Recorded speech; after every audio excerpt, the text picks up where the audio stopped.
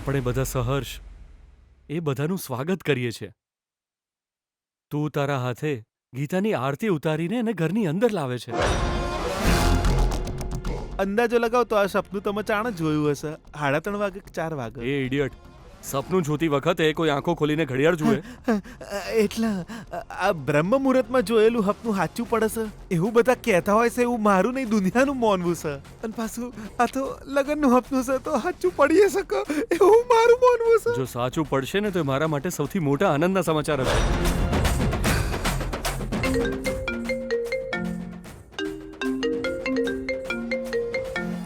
હું તો ખાલી સપનું સાચું પડે એટલું જ કહેતો હતો. અને એટલામાં જ જીજુના ફોનની રિંગ વાગી એટલે હવે તો સપનું સાચું જ પડશે.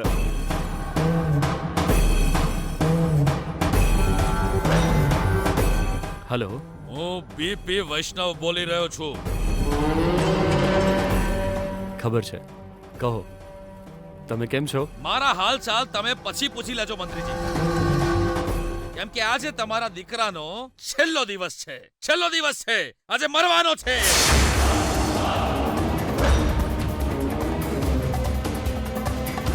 આ તમે શું કહી રહ્યા છો? અરે રે બિચારા, તમને તો કઈ ખબર જ નથી ને. પણ હવે શું કરીએ, એ ઘરમાં તમે મારી જેમ મૂર્ખ બની ગયા. અરે તમારો દીકરો વાયદ કામ કર્યા કરે અને હું તમને કયા કરું? બસ મારે આ જ કામ બાકી રહ્યું છે. અરે આજે તો હદ કરી નાખી છે મંત્રીજી. મારી દીકરીને ભગાડીને લઈ ગયો છે. હવે તમે લોકો આ પાપીને કેવી રીતે બચાવશો?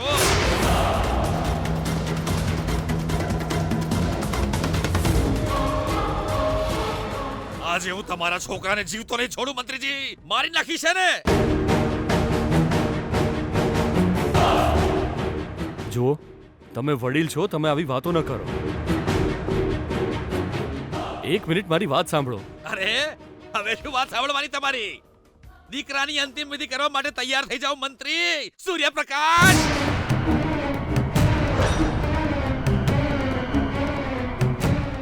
વૈષ્ણવજી,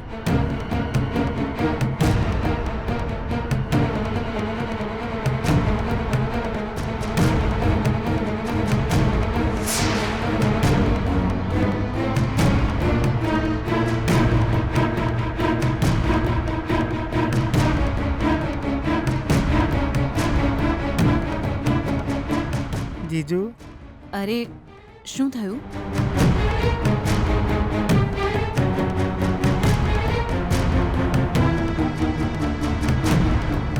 એ મારી દીકરીને ભગાડીને લઈ ગયો છે મંત્રીજી. તમે લોકો આ પાપીને કેવી રીતે બચાવશો?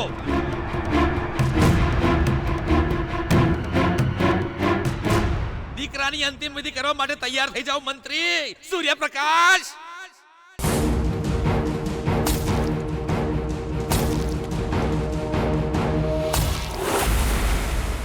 આજે કંકોત્રી લખવાની વિધિ પૂરી થઈ જાય પછી બધા સંબંધીઓને ધીરે ધીરે બોલાવી લઈશું. પછી આપણને સમય નહીં મળે.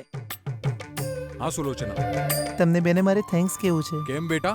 ગીતા અને વિજયના લગ્નની મને ખબર પડી ત્યારે મેં સગાઈ માટે ના પાડી હતી, પણ તમે લોકોએ મને સમજાવ્યો. બાકી ગીતા જેવી છોકરી સાથે મારા લગ્ન ન થાત. ખરેખર હું ભાગ્યશાળી છું. આ ખાલી તારું સૌભાગ્ય નથી બેટા, અમારું પણ છે. હા મમ્મી, લગ્ન પછી એનું એટલું બધું ધ્યાન રાખીશ કે કોઈનો પડછાયો પણ એના પર નહીં પડવા દઉં. એટલી ખુશ રાખીશ એને.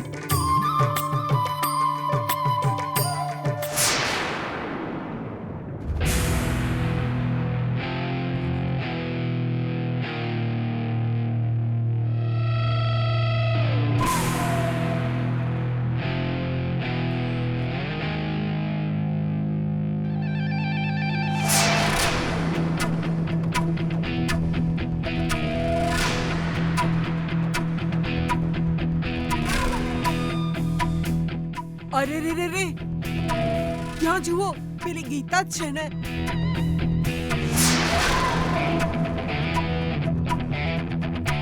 પેલો કોણ છે? બીજું કોણ હોય? પેલો વિજયડો પપ્પા. હે ભગવાન, બંનેના ગળામાં હાર પણ છે. એ જ વાત તો મને પણ સમજાતી નથી. કંઈક તો ગડબડ થઈ છે. ચલો પહેલા વૈષ્ણવજીના ઘરે જઈએ. ચલો. હા જલ્દી ચલો.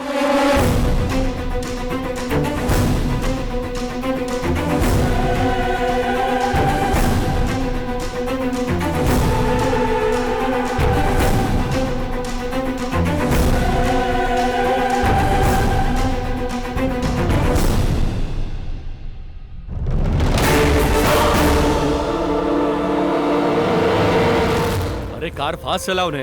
અરે પણ વાત શું છે? આપણે ક્યાં જઈ રહ્યા છીએ? તમને કોઈનો ફોન આવ્યો હતો અને તમે ટેન્શનમાં આવીને અમને સાથે લઈ જઈ રહ્યા છો. વાત શું છે સરખી રીતે કોને પ્લીઝ? હું થયું જીજુ કો ગુજરી જુ કહું. એ ગાડી ફાસ્ટ ચલાય ને હારા પથરા. મને વૈષ્ણવજીનો ફોન આવ્યો હતો. આપણો વિજય ગીતાને ભગાડીને લઈ ગયો છે. શું? આ તમે શું કહી રહ્યા છો? એ વિજયનો જીવ લઈ લેશે એવું કહી રહ્યા હતા. જ્યાં સુધી વૈષ્ણવજી નહીં માને ત્યાં સુધી હું ગીતા સાથે લગ્ન નહીં કરું. પહેલા હું ગીતાના પપ્પાનું મન જીતી લઈશ એવું કહેતો હતો વિજય. તો પછી એ ગીતાને ભગાડીને કેવી રીતે લઈ જાય? ગેરંટી પેલી ગીતાએ વિજયને આવું કરવાનું કહ્યું હશે. વૈષ્ણવજી કંઈક ખોટું કરી બેસે પહેલા આપણે એમને જઈને ગીતા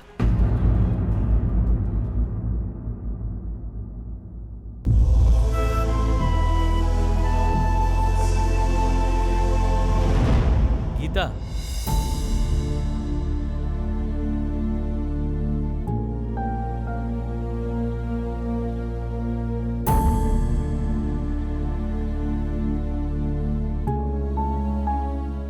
શું થયું ગીતા? શું વાત છે?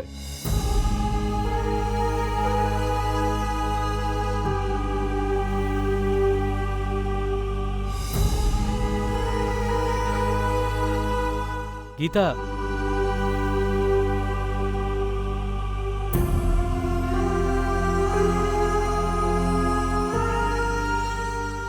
ગીતા શું થયું? રડીશ નહીં ગીતા. વિજય, આપણે જે કર્યું એ બરાબર કર્યું છે ને? બિલકુલ બરાબર કર્યું છે. ભગવાનની સાક્ષી આપણે એ નિર્ણય લીધો છે. મેં બધું તારી મરજી પ્રમાણે જ કર્યું છે ગીતા. તારે ચિંતા કરવાની કોઈ જરૂર નથી. આપણે સાચા રસ્તા પર જ છીએ.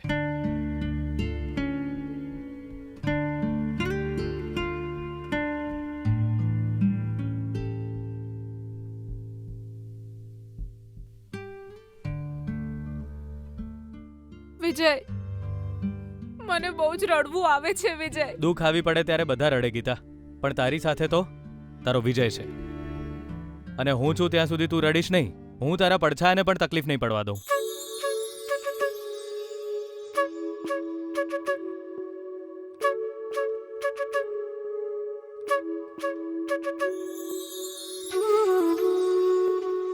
વિજય, તું હંમેશા મારી સાથે રહીશ ને? હંમેશા સાથે રહેવા માટે જ આપણે આ નિર્ણય લીધો છે.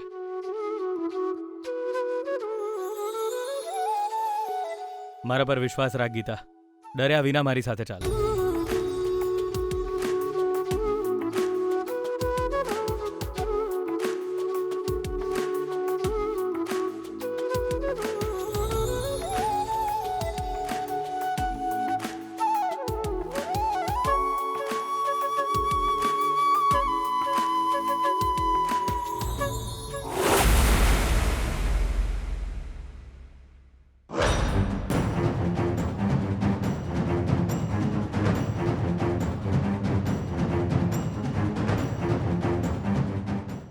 આ શું થઈ ગયું ભગવાન? તારા ભક્તની આવી દશા કેમ કરી તે હે?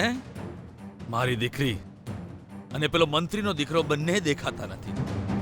ફોન કર્યો તો ફોન પણ નથી ઉપાડતા. મને તો લાગી રહ્યું છે કે એ બંને આ શહેરમાંથી જ ભાગી ગયા છે. જો આ મારી વાત સાચી પડી તો આ ધારિયાથી અમને ટુકડા ટુકડા કરી નાખીશ.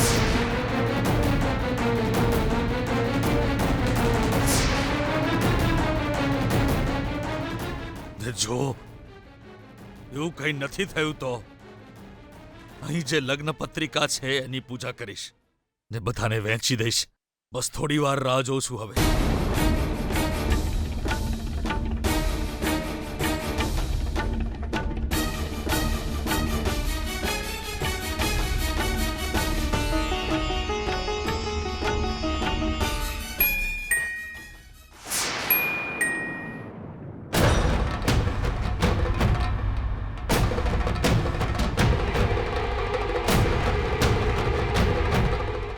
વિશ્વાસથી કહું છું, વેવાઈ જ આવ્યા હશે.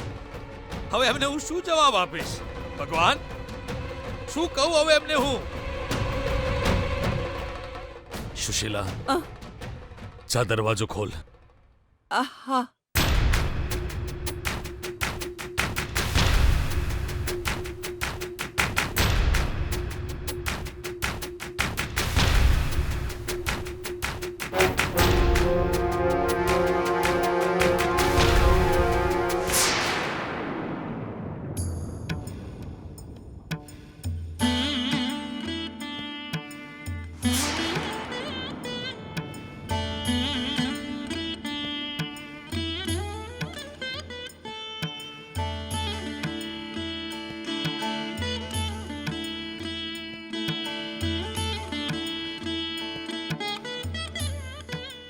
ધન્ય છો તમે પ્રભુ, મારી પ્રાર્થના સાંભળી લીધી.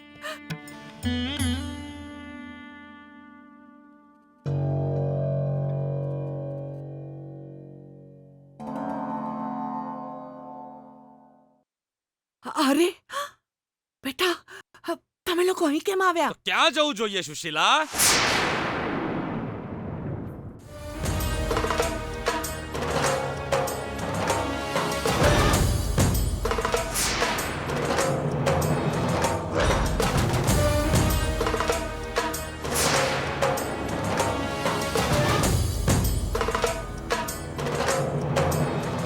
આમનું મોત મારા જ હાથે લખ્યું છે.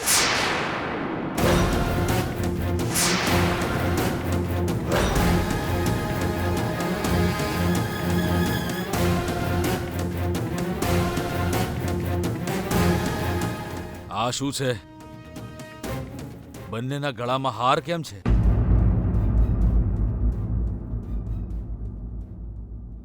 આનો અર્થ મારી દીકરીને બગાડી ગયો ને તું?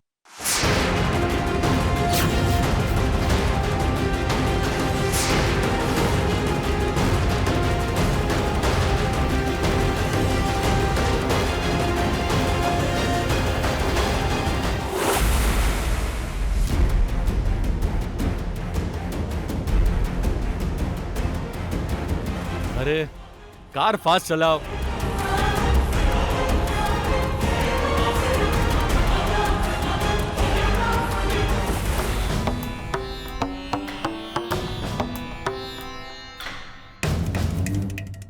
અરે પાપીઓ, મેં જે વિચાર્યું હતું એવું જ કર્યું ને? અરે કેવી દીકરી છે તું? મારી માન મર્યાદા પર કાદવ ઉછાળ્યો, કોઈને મોઢું દેખાડવા લાયક નથી છોડ્યો મને.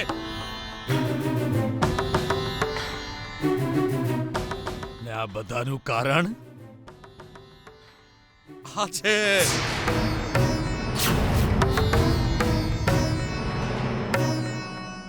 પપ્પાજી, પપ્પાજી મારી વાત સાંભળો.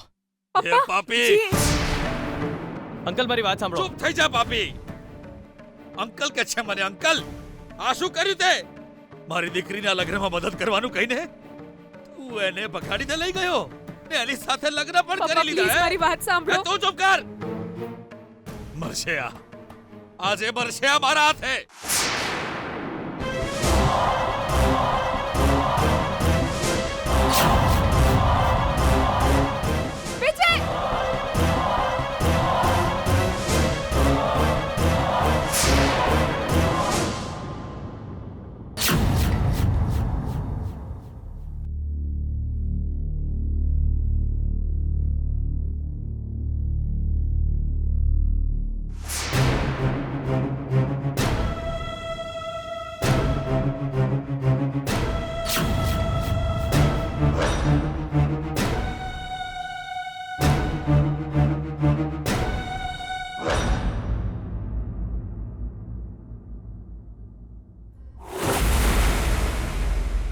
આ વિજયને સમજાવવો અઘરો છે. મેં કીધું કે તમે લોકો જાઓ, અમે લોકો પાછળથી આવીએ છીએ, તો કે ના, આ મારો પ્રોબ્લેમ છે, હું જ ફેસ કરીશ, એમ કહીને એકલા જતા રહ્યા. અને આજે ત્યાં લગ્નની કંકોત્રી લખાવાની છે. ગીતાના ઘરે પેલા મનમોહનનો આખો પરિવાર આવવાનો છે. અત્યાર સુધી તો ગીતા ને વિજય ઘેર પહોંચી ગયા હશે ને? હા રિંકુ, મને તો ગીતાના પપ્પાનું ટેન્શન થઈ ગયું છે. મને તો સમજમાં નથી આવતું કે માણસ કેવી રીતે રિએક્ટ કરશે.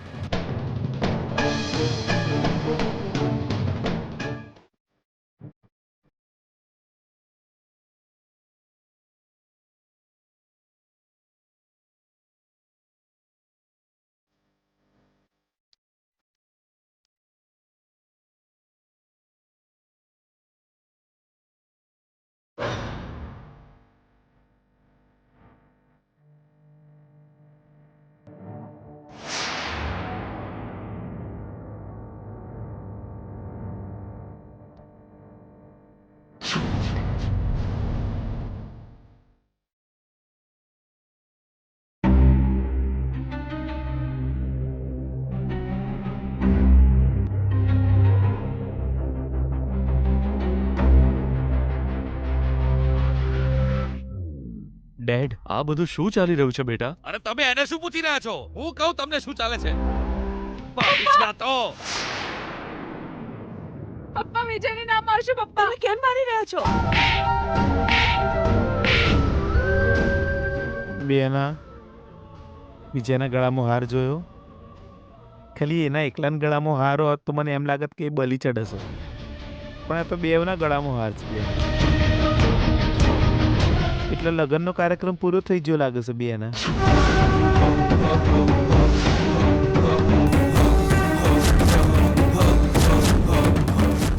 આજે હું તને નહીં છોડું પાપી, આજે નહીં છોડું તને. અંકલ એક મિનિટ મારી વાત સાંભળો, પછી તમારે મને જેટલો મારવો હોય એટલો મારજો. અરે તારા પર વિશ્વાસ જ ના કર્યો હોત ને તો મારી આવી હાલત ના થાત. વૈષ્ણવજી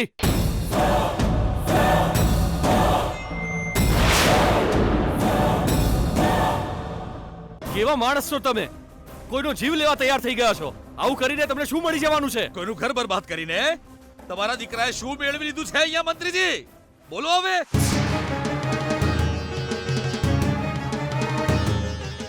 અરે 6 દિવસમાં મારી દીકરીના લગ્ન હતા. મનમોહન સાથેના લગ્નમાં મદદ કરવાની બદલે એને ભગાડીને લઈ ગયો અને લગ્ન કરીને પાછો લઈ આવ્યો. આ છે ને સંસ્કાર? તમારા ઘરના સંસ્કાર આ છે ને? આ રીતે કોઈનો વિશ્વાસ તોડવો યોગ્ય છે? અરે રે, મારી દીકરીના સમ ખાઈને એણે મને એવું કહ્યું તું કે ક્યારે મારી દીકરીની પાછળ નહીં પડે. ને અત્યારે જુઓ કેવી નીચ હરકત કરીને આવ્યો છે અહીંયા તમારો આ લાડલો દીકરો.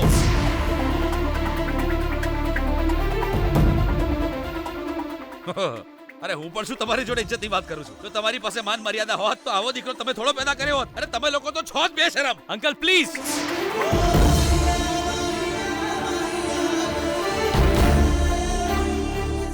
મારા ફેમિલી વિશે કઈ બોલ્યા ને તો સારું નહીં થાય. અરે હું ગમે તેમ બોલી શકું છું. તારા પરિવારની ઓકાત શું છે એ આજે તે જાતે જ સાબિત કરી દીધું છે. મોઢું ખોલે તે શરૂ થઈ જાય. અરે 8 દિવસમાં તમારું મન જીતી લઈશ. તમારી દીકરીની જોડે લગ્ન નહીં કરું તમારી મરજી વગર, એવી બધી મોટી મોટી વાતો કરતો તો આતો. અને હવે જુઓ મારી દીકરીને ઉઠાવીને ભાગી ગયો. એની સાથે લગ્ન પણ કરી લીધા. અરે પાપી! થુ!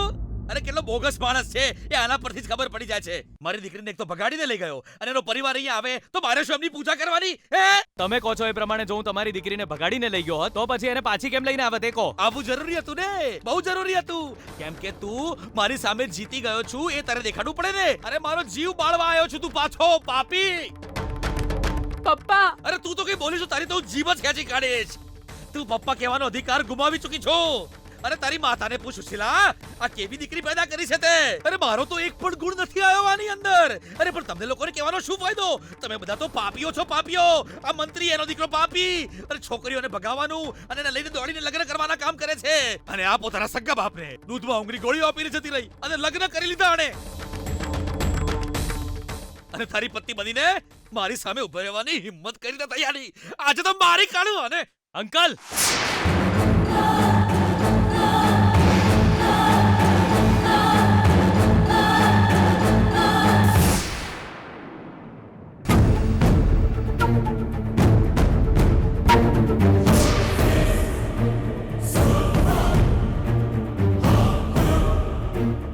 અમને પણ બોલવા દો. જો તમે જ બોલતા રહેશો તો સાચી વાત કોઈને ખબર જ નહીં પડે. હિંમત હોય તો સાંભળો, ધ્યાનથી સાંભળજો તમે.